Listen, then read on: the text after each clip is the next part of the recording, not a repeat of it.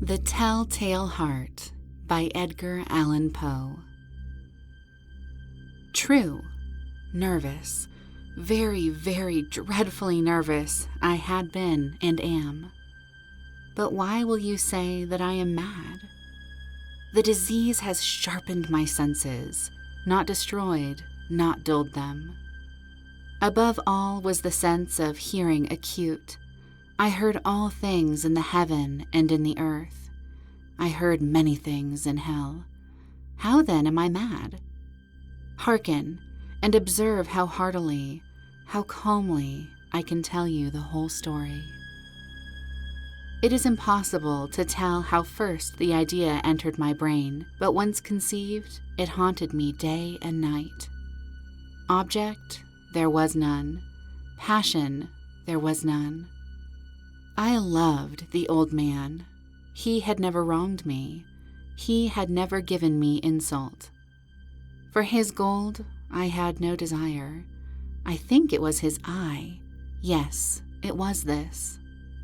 One of his eyes resembled that of a vulture, a pale blue eye with film over it. Whenever it fell upon me, my blood ran cold, and so, by degrees, very gradually, I made up my mind to take the life of the old man and thus rid myself of the eye forever. Now, this is the point. You fancy me mad. Madmen know nothing, but you should have seen me. You should have seen how wisely I proceeded, with what caution, with what foresight, with what dissimulation I went to work. I was never kinder to the old man than during the whole week before I killed him. And every night, about midnight, I turned the latch of his door and opened it, oh, so gently. Then when I made an opening sufficient for my head, I put in a dark lantern, all closed, so that no light shone out, and then I thrust in my head. Oh, you would have laughed to see how cunningly I thrust it in. I moved it very slowly, very, very slowly, so that I might not disturb the old man's sleep. It took me an hour to place my whole head within the opening so far that I could see him as he lay upon his bed. Would a madman have been so wise as this? And then, when my head was well in the room, I undid the lantern cautiously, oh, so cautiously. Cautiously, for the hinges creaked. I undid it just so much that a single thin ray fell upon the vulture eye.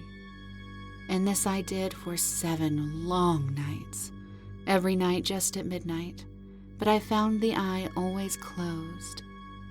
And so it was impossible to do the work, for it was not the old man who vexed me, but his evil eye.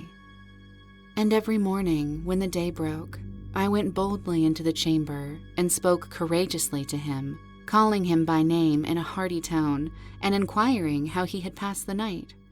So you see, he would have been a very profound old man indeed to suspect that every night, just at 12, I looked upon him while he slept.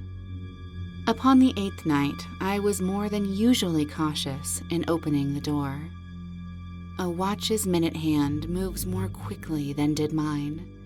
Never before that night had I felt the extent of my own powers, of my sagacity. I could scarcely contain my feelings of triumph. To think that there I was, opening the door, little by little, and he not even to dream of my secret deeds or thoughts. I fairly chuckled at the idea, and perhaps he heard me, for he moved on the bed suddenly, as if startled. Now you may think that I drew back, but no. His room was as black as pitch with the thick darkness, for the shutters were close fastened through fear of robbers. And so I knew that he could not see the opening of the door, and I kept pushing it on steadily, steadily. I had my head in and was about to open the lantern when my thumb slipped upon the tin fastening, and the old man sprang up in bed, crying out, "Who's there?" I kept quite still and said nothing. For a whole hour I did not move a muscle, and in the meantime I did not hear him lie down. He was still sitting up in the bed listening, just as I have done, night after night, hearkening to the death watches in the wall. Presently, I heard a slight groan, and I knew it was the groan of mortal terror. It was not a groan of pain or grief. Oh no. It was the low, stifled sound that arises from the bottom of the soul when overcharged with awe. I knew the sound well. Many a night, just at midnight, when all the world slept, it welled up from my own bosom, deepening with its dreadful echo. The terrors that distracted me. I say, I knew it well. I knew what the old man felt, and pitied him, although I chuckled at heart. I knew that he had been lying awake ever since the first slight noise when he had turned in the bed. His fears had been ever since growing upon him. He had been trying to fancy them causeless, but could not. He had been saying to himself, "It's nothing but the wind in the chimney. It's only a mouse crossing the floor." Or, "It is merely a cricket which has made a single chirp." Yes, he had been trying to comfort himself with these suppositions. But he had found all in vain. All in vain, because death, in approaching him, had stalked with his black shadow before him and enveloped the victim. And it was the mournful influence of the unperceived shadow that caused him to feel, although he neither saw nor heard, to feel the presence of my head within the room.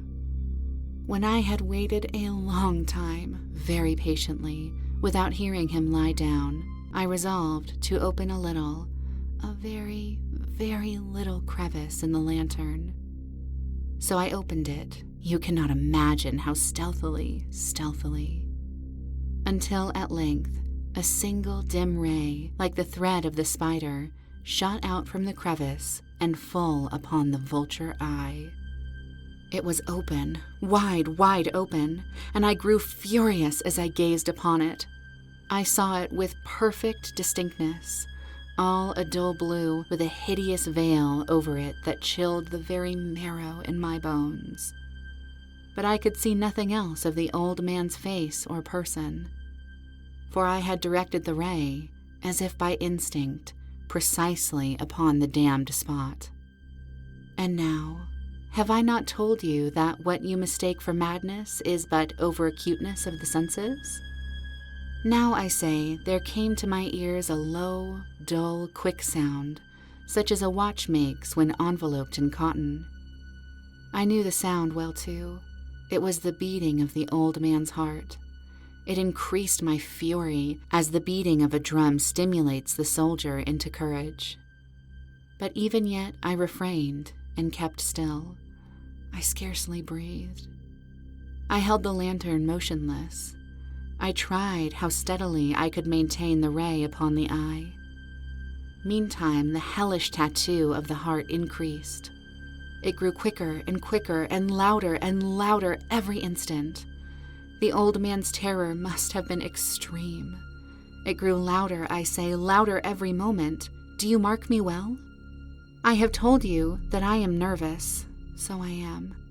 And now, at the dead hour of night, amid the dreadful silence of that old house, so strange a noise as this excited me to uncontrollable terror. Yet, for some minutes longer, I refrained and stood still. But the beating grew louder. I thought the heart must burst. And now a new anxiety seized me. The sound would be heard by a neighbor. The old man's hour had come. With a loud yell, I threw open the lantern and leaped into the room. He shrieked once only. In an instant, I dragged him to the floor and pulled the heavy bed over him. Then I smiled gaily to find the deed so far done. But for many minutes, the heart beat on with a muffled sound. This, however, did not vex me. It would not be heard through the wall. At length, it ceased. The old man was dead. I removed the bed and examined the corpse. Yes, he was stone dead. I I placed my hand upon the heart and held it there many minutes.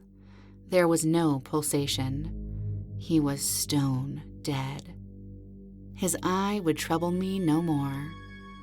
If still you think me mad, you will think so no longer when I describe the wise precautions I took for the concealment of the body. The night waned, and I worked hastily, but in silence. First of all, I dismembered the corpse.